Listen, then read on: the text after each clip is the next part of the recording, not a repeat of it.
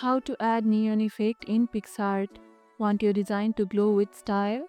Here's how to add a neon effect in Picsart. First, open your image or create a new canvas. Then add the shape, text, or element you'd like to enhance. With the layer selected, click on Effect and scroll through the styles until you find neon. You can adjust the glow intensity, change the color, and tweak the blur for a more realistic look. If you are working with text, you can combine the neon effect with bold fonts for maximum impact.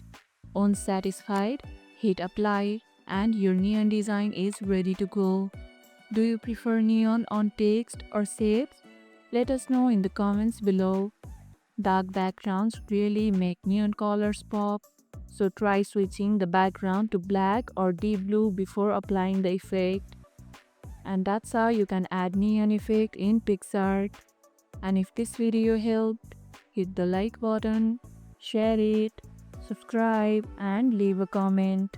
Thanks for watching and I'll see you in the next one.